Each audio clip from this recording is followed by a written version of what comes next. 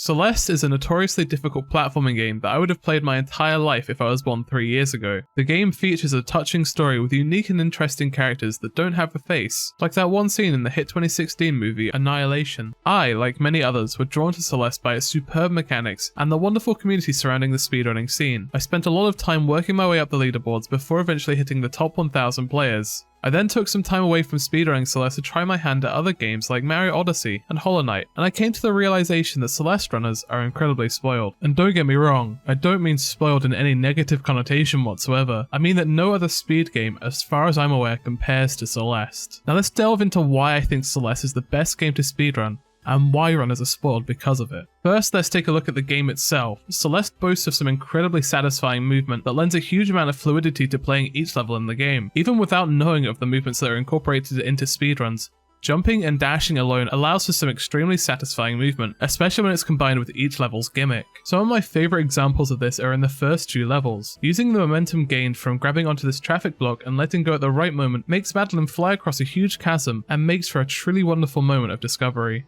After some progression within the second level, called Old Sight, the player gains access to dream blocks, which are arguably one of my favourite features in any game, rivaling the portal system in Portal. I'm not even kidding, which is crazy considering just how simple these blocks are. You dash into them and move in one direction until you exit on the other side, but the noise generated from them and the speed with which you exit them are exhilarating. Couple those characteristics with a chase segment of the level where both you and the antagonist are zipping through these blocks creates a scene that is so incredibly tense and exciting. After beating the main game and beginning some of the harder levels, the player gets introduced to some movement tech that really ups the ante in the movement and fluidity department. The hyper dash, wave dash and wall bounce are eventually taught to the player in these later levels like the B-sides and the DLC chapter called Farewell. And while these mechanics are crucial to getting through these levels, like hyper dashing across the crumble blocks in the core level, or having to wave dash and gain momentum in order to cross large distances to clear certain segments of the Farewell chapter, these movements are also utilized in speedruns in earlier levels too. Let's refer back to the first level where I mentioned using the traffic block to gain momentum and clear the large chasm. Speedrunners actually don't use the block at all, and instead they opt to wave dash or extended super dash across the deadly gap instead, which saves a nice amount of time in comparison. Other mechanics also aid in promoting the whole fluidity that speedrunners want to see in their respective games. Celeste also has wall bounces, where the player dashes up against a wall and jumps off it to clear deadly objects or navigate areas faster. More advanced players also have access to some tricky tech like ultras that occurs when a player performs a diagonal down dash while moving horizontally at fast speed. They also have corner boosts, which occur when the player collides with a wall and does a small jump, which causes a little boost in speed which can help to clear some otherwise lengthy rooms. And maybe you're sitting here thinking, well, these are just mechanics and features of the game, why would this make Celeste speedrunners spoiled? Mario 64 runners aren't spoiled because they can BLJ, Half-Life 2 speedrunners aren't spoiled because they can prop fly. What makes Celeste runners spoiled because they can do these movements? Well, it's because they were implemented with speedrunners in mind. The developers built this game, built certain rooms, and allowed these movements because they gave careful consideration to speedrunners. Of course, not every room was built for speedrunning, and I'd wager some rooms have been abused far more than was intended when coupled with the movements given. I mean, look at the final subchapter of Old Sight, the second level of the game. The speed and flow here is genuinely insane.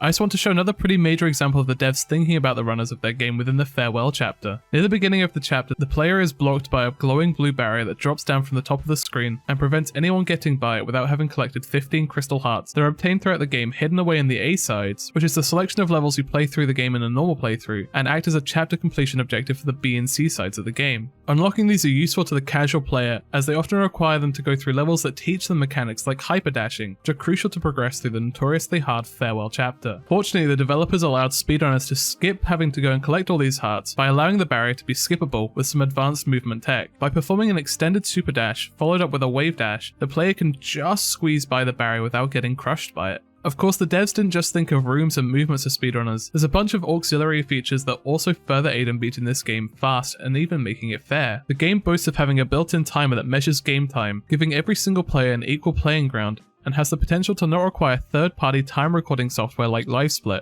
Most runners do still use such software to see their change in performance over time, as people do in other speed games. However, the in-game timer is an incredible way to level the playing field. The close relationship between developers and the speedrunning community promoted some discussion, which led to the production of the 1.4 update of Celeste. Players have long known of the ability to perform a demo dash, which is performed by dashing down and then within 4 frames releasing the down key. This causes Madeline to dash horizontally in a crouched state, which reduces the size of her hitbox and allows her to move through gaps that wouldn't be allowed normally. This requires a lot of rapid inputs on a a controller or keyboard, which is actually able to be performed manually. However, most players opt to use third-party software that allowed for a single button press to combo the inputs and register as a demo dash button.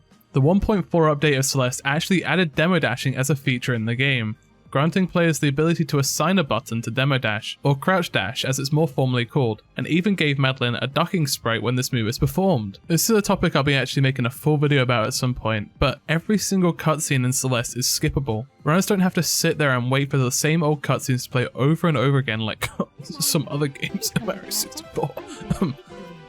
Yours truly, Princess Toadstool.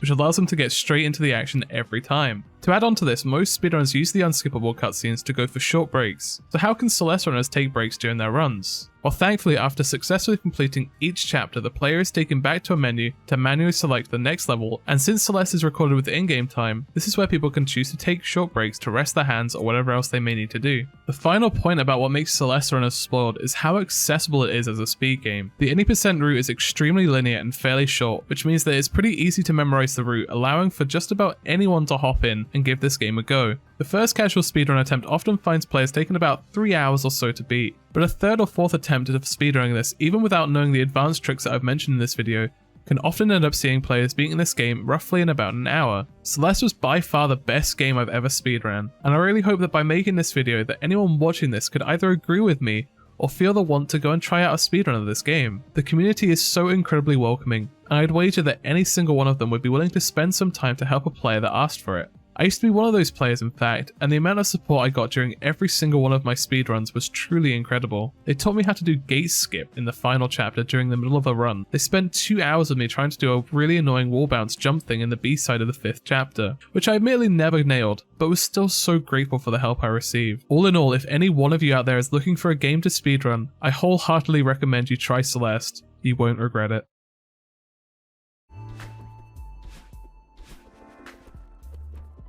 Not a bad teach. Oh!